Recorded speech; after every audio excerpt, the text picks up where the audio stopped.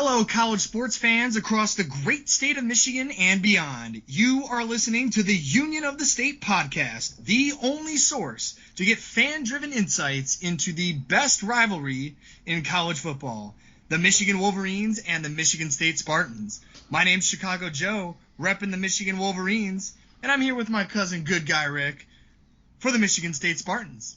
And we're about to break down unfortunate conclusion for the season for the Spartans, not what people had expected. They fall short to Penn State and end their season 5-7, thus denying them postseason eligibility. But meanwhile, Michigan with an unexpected romp over the other rivalry that matters a lot against those hated Ohio State Buckeyes. And now the end of Michigan State season is going to be compared to the start of Michigan's postseason, which is now coming into picture 1 week at a time. Rick, I know it wasn't the season you were looking for, but you got to show some love for your in-state rivals here. That was quite an unexpected beatdown, I think. Hey, you're saying unexpected, but, check the record, bud. You were a lot more optimistic than I was, and I think I'll get into why that was, but yeah. I had them by a touchdown or a field goal victory.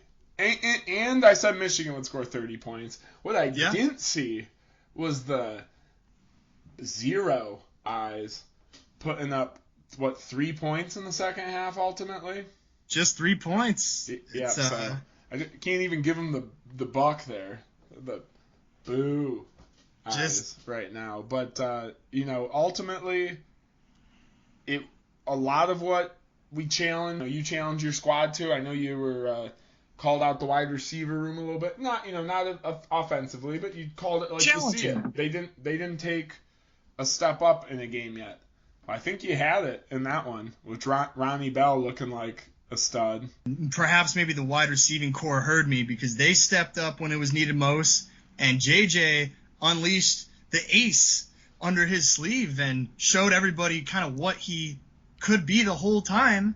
Was actually given an opportunity to display his talent with the way that the plays are being made, and we'll get into it here in a sec, but the passing game this time is what freed up the running game. But I first want to start off with Michigan State and just sort of get your take on it. Obviously not the outcome that Spartan fans were looking for, and it's going to be a long off season.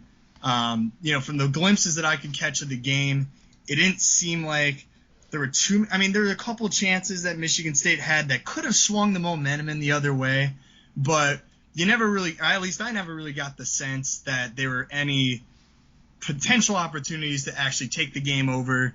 I never had the sense that they were going to come away with the win there, but I'll defer to you because you're the Michigan State resident expert here, and I want to hear your breakdown of what you saw and maybe kind of what you can expect going into the offseason here.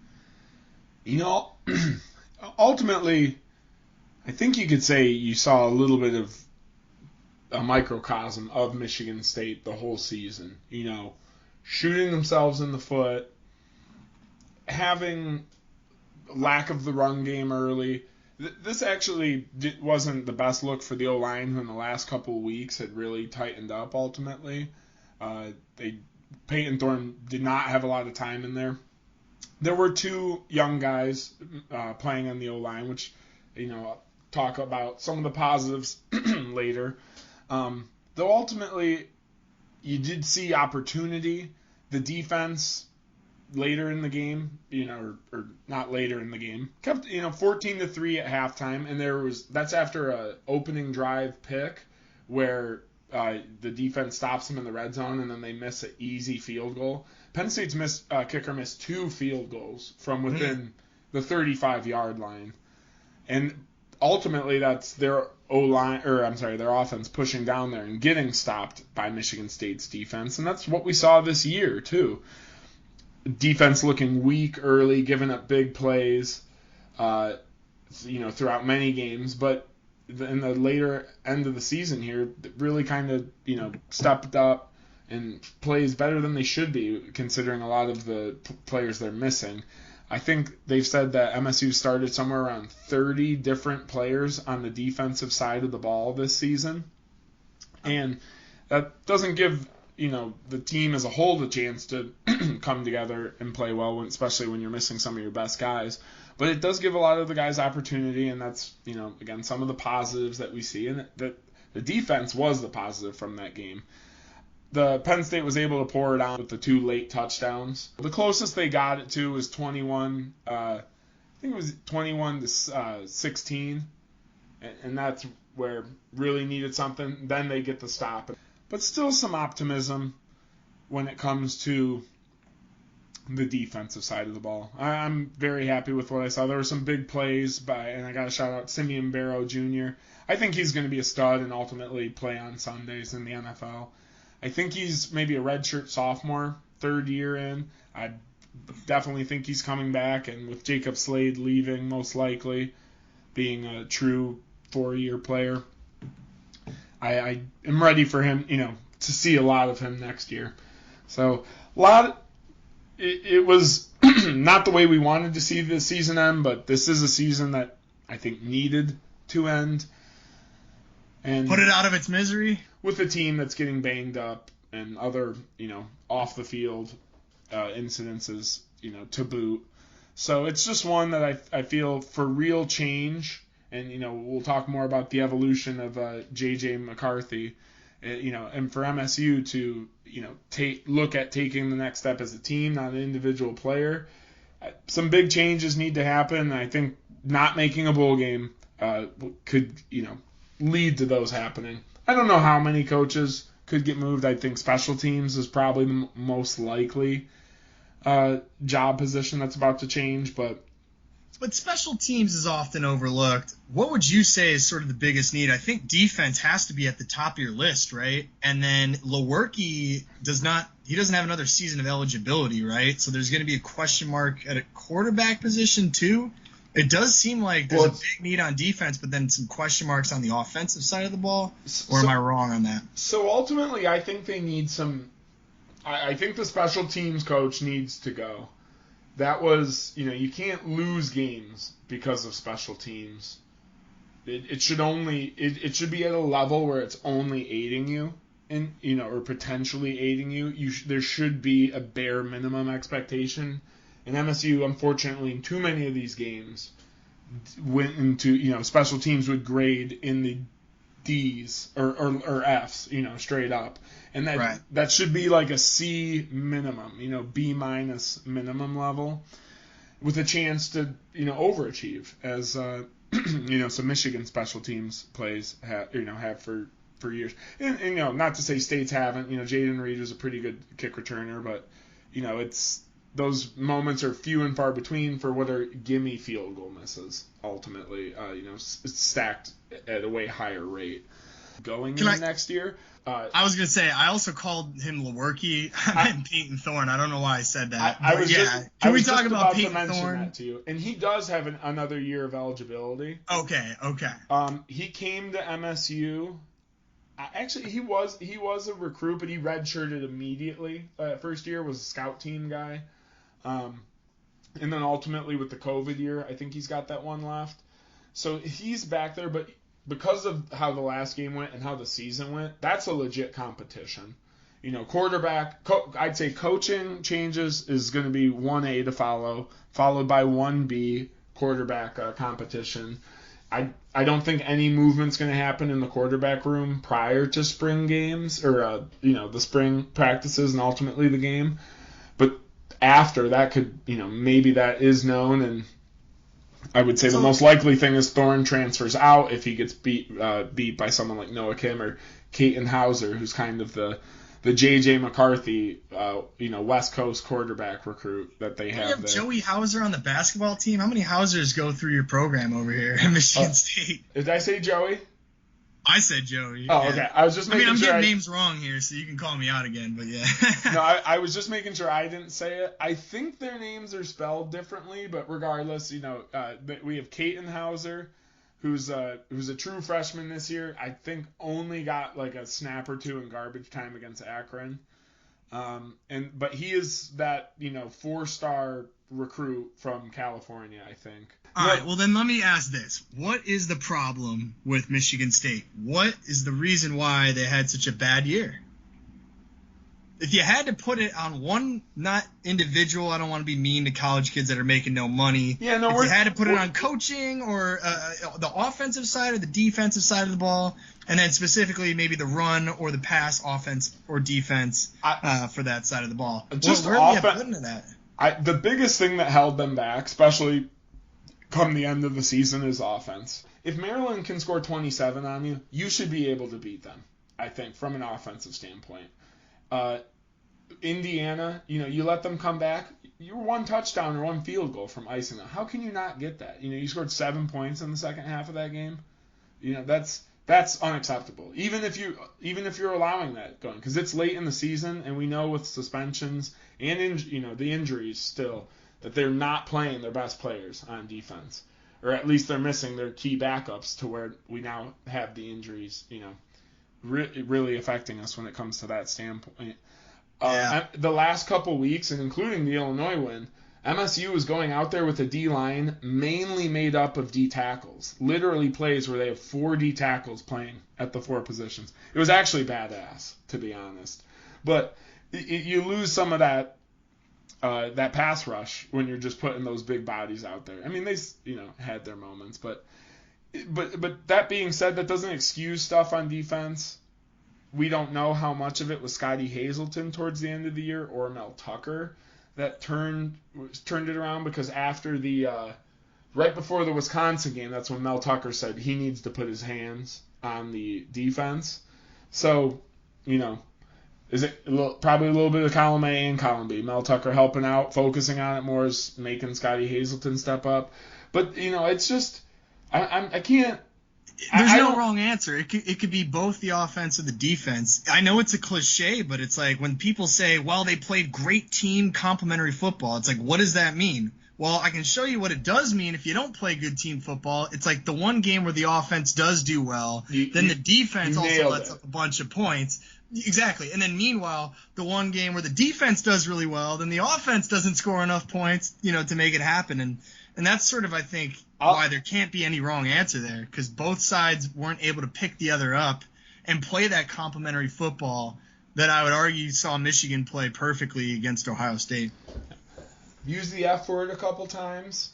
Going to drop it here real quick. It's going to be fascinating to see, how Mel Tucker deals with all this right now, because you nailed it there, and I'll just point to one last game, the Michigan game. I mean, 29-7, I believe, is the final. Your special teams is snapping the ball over the punter's head. Your Big Ten punter's head, putting one of the snaps in the red zone. The other one somehow he was able to catch. But you take that one. But otherwise, it was all field goals for Michigan. Like, the defense played really well. 22-7. You take that play away, and again, it obviously stands. Great touchdown run by Blake Corum, I think, on one of the ensuing plays. But the defense played above board there. So it's just they can never get the recipe right for all the teams coming in at a decent level. It's always one side picking up for the other. So you just can't point at it. I guess I point at the offensive side more because we had the proven quarterback. We had Jaden Reed coming back that he's graced us with another year, and unfortunately for him, it was kind of wasted. He again, injury bug, you never know what's going to happen, but I do think he'll be playing on Sundays, so all the best to him. Be rooting for him in the Senior Bowl. That's probably all I have. Been a season that we're ready to turn the page on, regardless of who we can point the fingers at. It's a big look in the mirror time for the entire coaching staff, and then certain players at the quarterback position mainly, which will be the biggest battle. Yeah, that's I think we talked about it a little bit, or maybe I brought it up last time. You have to really hit rock bottom a lot of times to be able to look in the mirror and reevaluate what your program really needs. Michigan was able to do that after the disastrous COVID season where they go 2-4, and mercifully the game against Ohio State was canceled. But there's going to be a lot of questions that are asked, not only from the media in East Lansing, but also from within the program itself, to try to snuff out what the root cause of the issues were. and it's not a short list. There's a lot of things that you can point to from a lot of different games where one thing was good, one thing was bad, to games where both were bad. There's also, I have to bring this up now, a potential concern from a culture standpoint, which will lead me to my next piece of news here is the Big Ten just came down on Michigan State in light of the charges that were pressed by the Washtenaw County Sheriff's Office against 7 players of the Michigan State football team due to their involvement in the tunnel fiasco at Michigan Stadium. One player charged with felony assault and battery charges, which was interesting. The Big Ten, I believe, handed down suspensions ranging into next year on a number of players. Just the one. Oh, just one? Okay. Just Kari Crump, the one with the felony charge.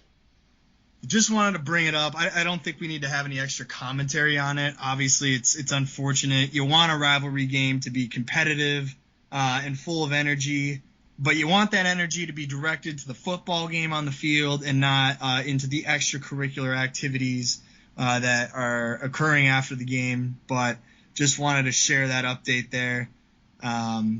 Because that was another thing. I mean, I remember when that happened, people were calling into question Mel Tucker's control of the team and whether the culture of the team was going in the right direction. So I'll leave you the floor there before we transition. I don't have much to say about it. Obviously, as soon as you see the video, especially of the helmet swinging, it's indefensible.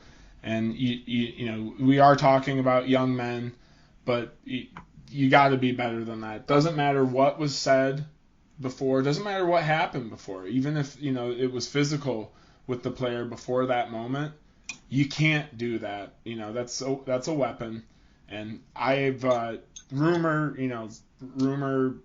report, Twitter from reporters, not just like random tweets said, he has basically already been, completely kicked off the team, the player that did that. All 8 of the players were, since the tunnel incident happened, it happened in 2 different sprees. They suspended 4 the day after and then 4 within 72 hours after. And they were not allowed to be with the team, and they were, so they couldn't go to the football building, no practice, they were just, I don't even know how it worked with, schooling in that phase. I think we're still going to classes, but they were not involved with any team activities and, suspended indefinitely. After the charges came out, the one player who wasn't charged, who was suspended, he was immediately brought on. I do think, Mel Tucker, from a culture standpoint, he responded to it the best way possible. Yep. He could have, and there were even a big section of the fan base that wanted a lot of the players back sooner because there was no Big Ten punishment. The Big Ten just announced it, season's over, and they said, hey, MSU's suspension of 4 games for this 7 players is good enough for them. Now they can deal with the misdemeanor charge that they all have. And it probably, it's obviously, it's definitely a learning experience. It was a bad situation. We don't need to keep I think it was totally avoidable. I don't think those 2 Michigan players should have been in the tunnel, but there's just nothing to justify, what they did. We just want to talk college football. No need to beat a dead horse, but I think there's one thing that I would say that I know this is true. Grandpa Sam always says there's no innocent bystanders no matter what the occasion is, and I guarantee there were some words exchanged from the Michigan players, but certainly it's a distraction for both teams. Michigan State responded well. They beat Illinois, handed them one of their first losses as they sort of lost 3 in a row headed into the Michigan game. Had no business to win that game. Down, they lost 2 outright starters and 2 immediate depth pieces. Because of that, just on paper, they had no business winning that Illinois game. But so, it'll just be, it's also the look yourself in the mirror moment. I think Mel Tucker would say that he runs a tight ship and there's a really good culture there, which has led to their at least forecast of an uptick in recruiting. That'll be the true battle for MSU this postseason. But it'll be looked on as one of the low points of the season. Hopefully, like you said, they can learn from it and going forward, sort of set the bar in terms of what we want to do, what's acceptable when you're conducting yourself as a member of the Michigan State football team, and how can they learn from that to be able to play with a level of intensity that is reflected on the field and not off the field. Well, moving on from unfortunate news, obviously the big story of the week. In a week across college football, rivalry week, always – that's such a tongue twister, by the way. Try to say rivalry week. I can't even do it once, but try to say it 3 times fast.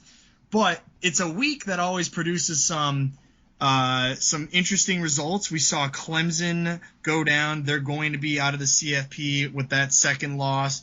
We saw LSU blow one to Texas A&M when they basically had the SEC West locked up and could have made an argument for their inclusion in the CFP, but they did not capitalize on that with a pretty bad loss to Texas A&M. And then there's Michigan, who a lot of people, including myself, had doubts about whether this team could go on the road and do something that hadn't been done in 22 years, which is beating their rivals in Columbus. And I did think it was poetic that Michigan won by 22 points and beat Ohio State at home for the first time in 22 years, but it was not a fluke what happened last year. And as a result, I mean, Rick, I thought after this game was over, I felt better than I did last year, which is crazy because last year ended 10 years of losing. And this time I actually feel better, and I'll tell you why. I feel better because I feel like the attitude of this team, based on the way that they played Ohio State, has changed the trajectory of this team. Now, of course, I was a little pessimistic last week, and you know that. My biggest concerns being, 1, our pass rush does not sack the quarterback enough, which was true in this game. They only had 1 sack. And 2, could J.J. McCarthy actually deliver when passing was needed to win the game? And I would argue that in this game, that's exactly what happened. It was a tale of 2 halves, not in the sense that Michigan was getting blown out in the first half, because they weren't, but it was more that they played schematically differently in the first half as compared to the second. Let me explain why. The first half, I think, even though it was kind of teased beforehand that Blake Corum may not be at full strength, he only had 2 runs for 6 yards. He was out after the first series. It's still no secret that Michigan wants to run the football. So what does Ohio State do? Immediately, and basically through most of the game, they dared Michigan to beat them on the ground. And it did not work so well for Michigan at first.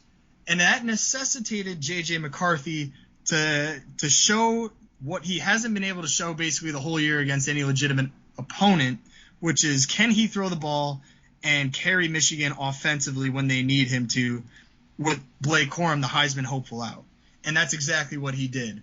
The first touchdown of the game was on a 3rd and long, and J.J. had a guy blitzing at him in his face, and he delivers a throw to C.J. Cornelius Johnson on the edge, who busts out a massive, run after the catch for the first touchdown of the game. And that was a common theme throughout the game. Instead of the Michigan ground and pound, where usually their touchdowns come from scoring on the 1-yard line because they've worked a methodical, 10-plus play drive that takes up 7 minutes of time to get in the red zone, all of a sudden Michigan looked like Ohio State. Like they were ready to play in a track meet, and they were ready to engage in a shootout with a lot of big touchdown plays. But why was that? Like, why did that finally come out against Ohio State when it hadn't come out against any of the lesser opponents? Well, number one, I think the staff on Michigan knew that they needed to let JJ do his thing. And the reason why they had to do that was because Ohio State was stuffing 8 or 9 guys in the box, Rick. On every single play, they were determined to not let Michigan run it down their throats as they had a year earlier in Ann Arbor. And that required JJ to do what he had to do. Now, last week I argued that, hey, they're making him run the ball so many times, or they're making Michigan run the ball so many times, due to the play calling, that it is potentially, not only was it repressing J.J. McCarthy's ability to throw, I thought it was also hurting his development.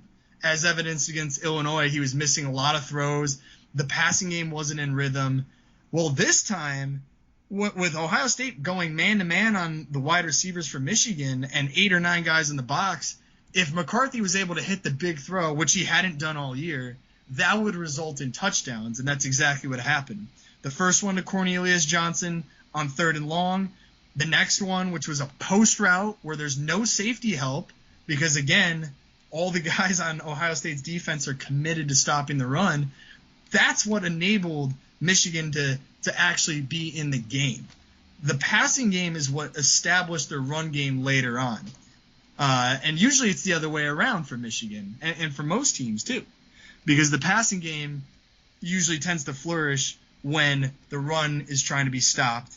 And that's kind of what was going on here.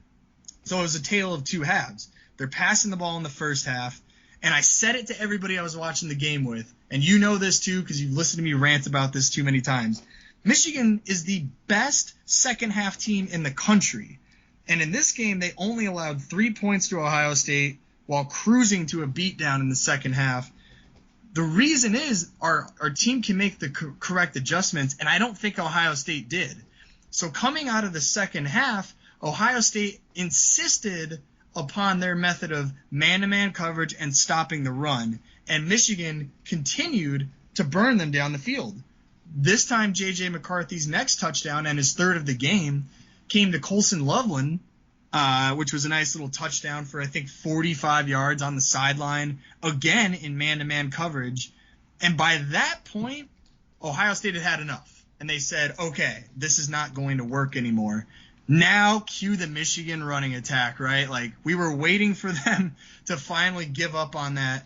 And then J.J. McCarthy started running the ball. They started handing it off to Edwards, and the runs that were in the first half 1 or 2 yards per carry start turning into 5, 7, 11, and boom. You know, at the end, everybody, including you, saw in the fourth quarter the 75 and 85-yard touchdown runs by Donovan Edwards. This is what Michigan had been waiting for. This is why we're the best second-half team in the nation. We're going to take what you give you.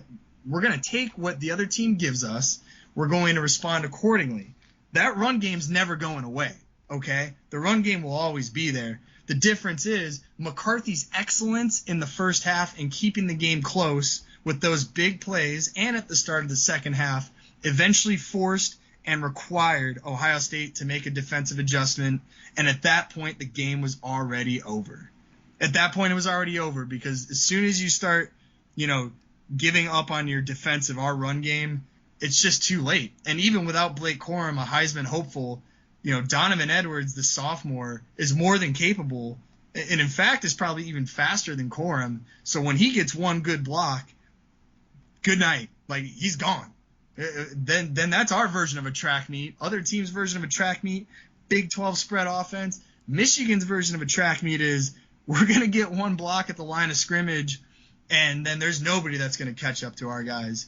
So overall, just a great game. And I think what really showed Jim Harbaugh just absolutely controlling and using the Ohio State defense like a puppet was on 3rd and 1, I believe in the third quarter. Everybody and their mom thought that we were going to run the ball because you could tell that Ohio State was, starting to finally try to shut down the passing game. But here it is, 3rd and 1 in Ohio State's territory. We're going to run the ball, obviously, So they once again throw everybody in the box to stop 3rd and 1. And then Khalil Mullins, a guy who was a linebacker, does a jump pass and completes for 15 yards.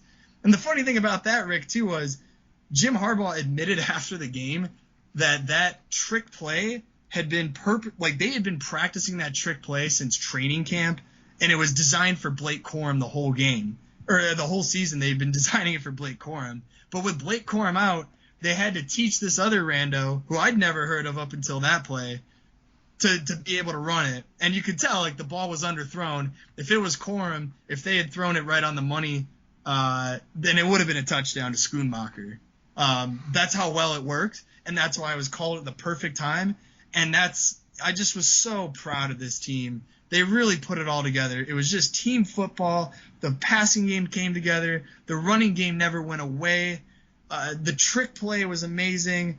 Defense was hungry. Mike Sanderstill with the pass breakup of the year in the end zone, which forced Ohio State in the fourth quarter to settle for a field goal, their last 3 points of the game. Everything just seemed to click. It was the confidence and the determination of everybody on that team that really brought home this win and allowed them to accomplish something that I have not seen them do since I was 5 years old in the year 2000. What a tremendous victory. I'm so proud of these guys. They even impressed me. Because I didn't think that we could do this passing attack when we needed it most. Lowly teams like Michigan State had a better defensive game plan, ultimately. But Ohio State didn't adapt. A little bit of their own arrogance from it. And then when they did, it was the knockout punch, season. With, like you said, just couple, O-linemen hitting their blocks up front. And then, boom, lanes open for who I've always kind of thought was the more dynamic-looking running back. Blake Corum's obviously, a muscle monster there, but I do think you're right. Donovan Edwards does appear to be faster in the open field. And it's like, well, last year we had Hassan Haskins, who was really great, and Corum was waiting in the wings for his turn. We'll see what Corum does this year if he decides to make a move, but obviously Edwards is there waiting as well, and along with McCarthy, who's also a sophomore. It's like, you got Edwards, who's a sophomore. So the pieces are actually in place for another year here, for a lot of these guys, with the exception of Ronnie Bell. But I think it's really telling, too, because this is when I realized that I think Ohio State just doesn't have it in them. It was like they had a really big play in the second half. They got like a 15 or 20-yard gain. It was called back not just for a holding, but meanwhile, out of camera, they caught it on a side camera, one of Ohio State's receivers ends up headbutting one of our cornerbacks out of frustration, and it turned into a 25-yard penalty, which negated a 15-yard gain. So you're looking at a 40-yard setback that at that point it was just like, man, like these are the types of mistakes I'm used to Michigan making. And those are the types of mistakes that you see from a team that's frustrated when they're just simply getting outplayed. And there's no better way to describe the second half than outcoached and outplayed. Michigan flipping the scripts on what Ohio State has been doing to us for 20 years. With J.J. McCarthy, I had said before, it's like a flower being put in a dark room. But this time with the play calling, the flower was allowed to shine, baby. And it was just such a beautiful thing to see play out in front of your eyes, in front of 106,000 shocked Buckeye fans in the shoe. For 20 years, I've been used to pain, misery, suffering, defeat. In most games, it was going to happen no matter what. And in other games where we were favored or had hope, it didn't happen either.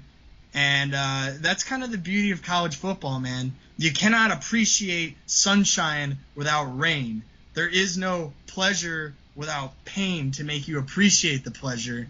And it's starting to seem like, I'm not going to say that this is going to keep happening for years and years because, Ohio State doesn't have rebuilding years, but they're going to have to look in the mirror too. Ryan Day in his time at Ohio State over the last 2 seasons, I believe, is 24-2, but those 2 losses were to Michigan. And for both of these programs, the only thing that matters is beating your rival, Ohio State, because if you don't, then Ohio State would have gone on to the postseason success, and that was the case last year. And that's the case it's been basically every year because the Big Ten West is a joke. So it's like, is it going to be Michigan or Ohio State? It comes down to that game. And right now, Harbaugh has Ryan Day's number. They are tougher in the trenches on both sides of the ball. And Josh Gaddis, he famously said after last year's game, Ohio State is a finesse team. They play like a Big 12 offense. They spread the ball around and they put up a lot of points.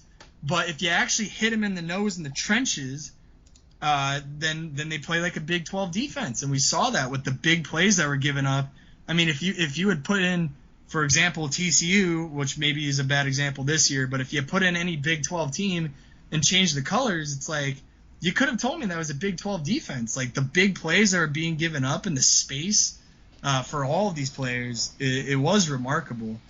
So Jim Harbaugh's found a way to crack the code. Yeah. They straight broke them in that second half. I mean, as an outside fan, I mean, you were a lot more confident than I was going into this game because I just didn't expect – like I saw the tip of the iceberg being like, well, you know, JJ has a lot of potential, but is the rest of that iceberg actually there in the sense that can he actually ball out when he needs to most? And that was a big question mark for me. I don't think you can blame me or any Michigan fan or anybody that watches college football for feeling that way based on what you had seen all year. I mean, looking at JJ's stats compared to every other game this year, the only game where he threw for more yards was against Indiana, where he also had 3 touchdowns, but he had an interception there as well. This game was just an eruption of offense for Michigan, and when they needed it most. And that's going to enable them to carry themselves forward for the rest of the year. Little weak out there with a competition that almost seemed, when it came to teams like Illinois, who could lose themselves out of the Big Ten West the fastest.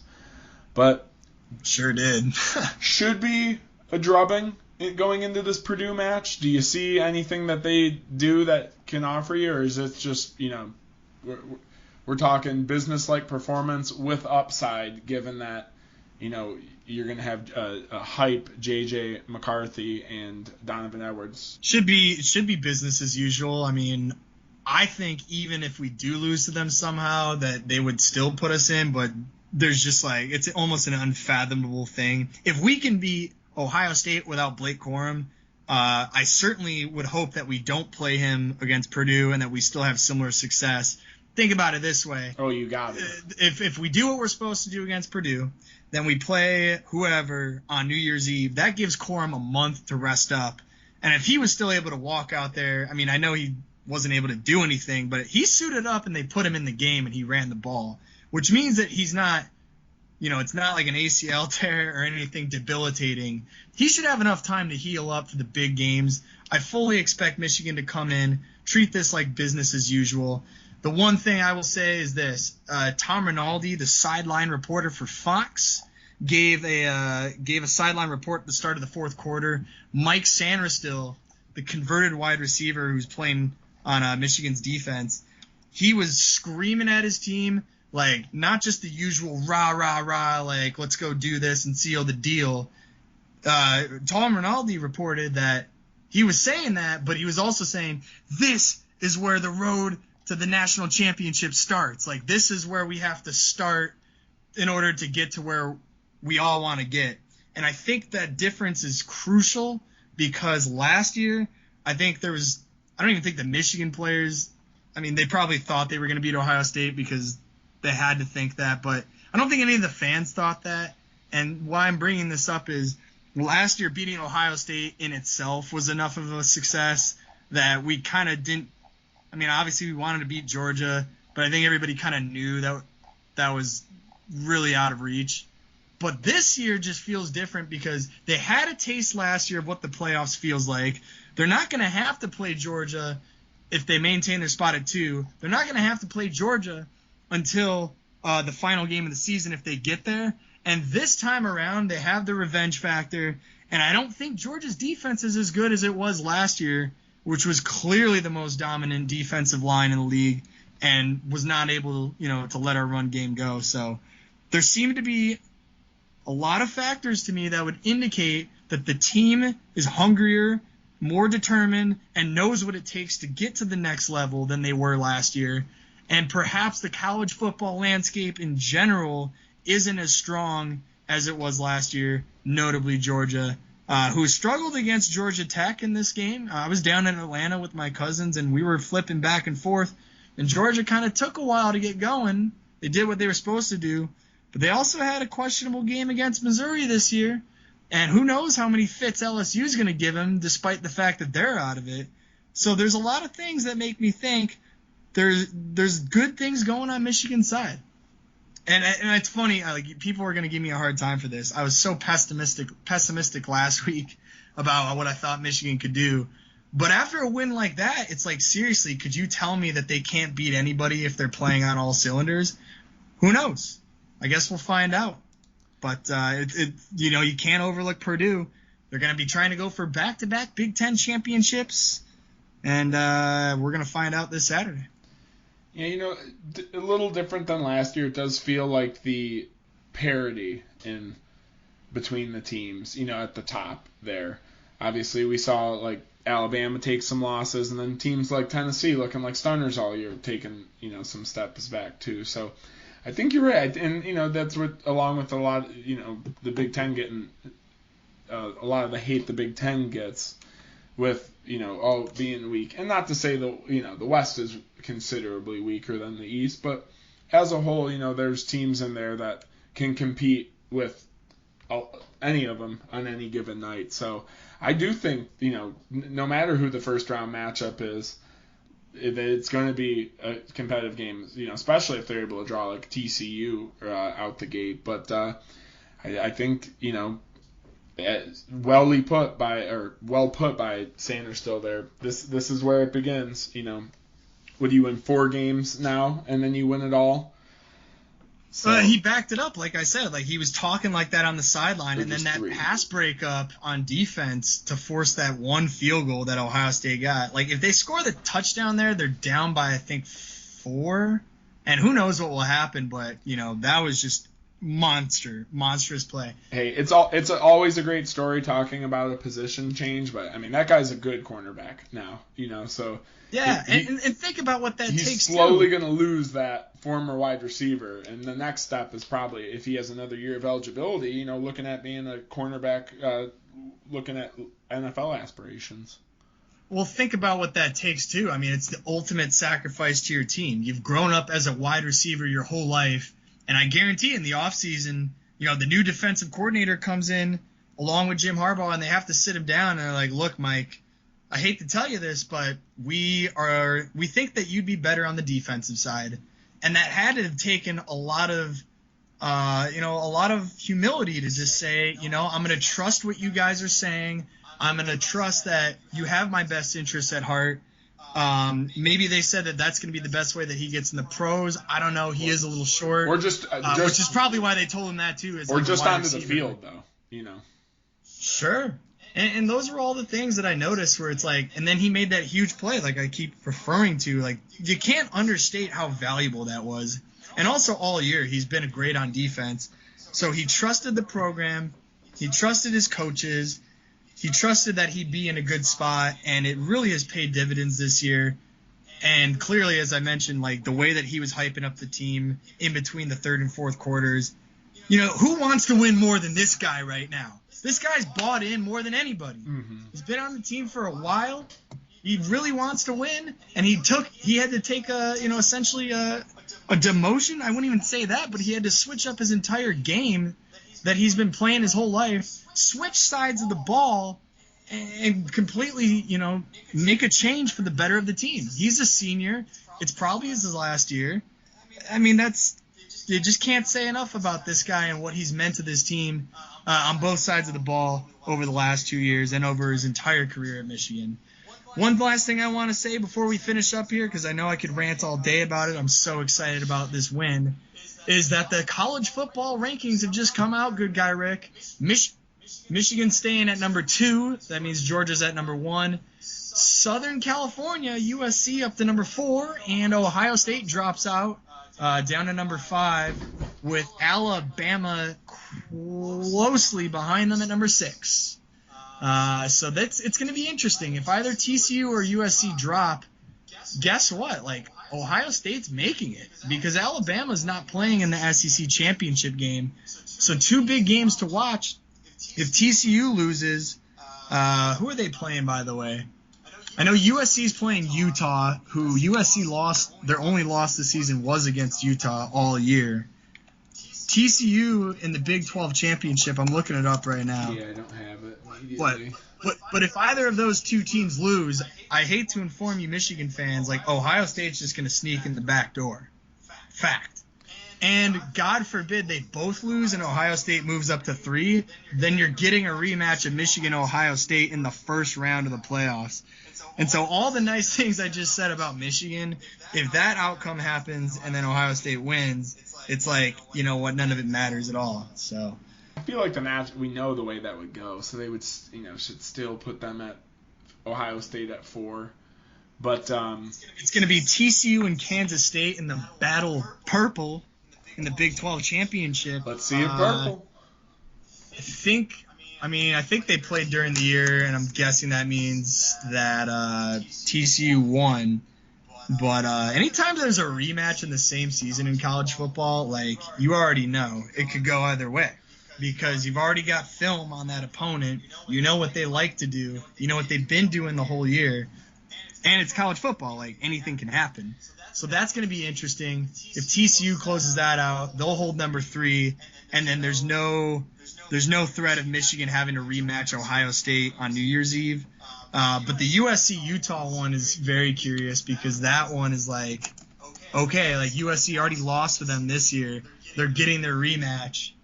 But, we'll see what happens. It's college football. How many times do you want me to say it? Anything can happen. And Utah loves playing spoilers in these Pac-12 games, too. I don't want to see it, man. I don't want to see it. Because if Alabama was playing in the SEC championship, then I would say then maybe that they would get in over Ohio State because the committee is obviously extremely biased against the SEC. But I actually think they got the rankings right. I think I like the way that 1 through 6 is seeded. You could argue that Penn State deserves number 7, having lost to both Ohio State and Michigan, whereas Tennessee, they got a win against Bama, but then they had lost to Georgia, but then they had the stinker to South Carolina, right? Like that one, that's why I think maybe Tennessee should have been ranked behind Penn State. But I digress. It's going to be a great week going forward here. I think the least exciting and the one that I'm happily excited about the fact that it's not going to be exciting or thrilling is the Michigan-Purdue game. Yeah. But all the other ones should be interesting, and there's a lot on the line. What's your score prediction in the Michigan game? Just, range. It doesn't have to be exact. You think 34-17. I'll just keep it simple. Yeah. 34-17. About a three possession victory. Yeah, I think the spread is also around 16 or 17 right now, so I'll give us, if it's at 16, I'll give us the spread, and I'll say 34-17. But, it's just like last year. Like, this is kind of, what's the word for it, too? I'm forgetting. It's like this is sort of the window dressing, if you will. Like, it's kind of a procedure. Like, yeah, we got to beat these guys, but everybody and their mom knows. It's a business. Ohio State, Michigan was the Big Ten championship. This is just sort of the official coronation, if you will, if they get this game done. And thanks for tuning in to another episode of the Union of the State podcast. The only podcast where you get dual coverage of your Michigan Wolverines and Michigan State Spartans. I'm Good Guy Rick, joined as always by my man Chicago Joe. Go Green and Go Blue.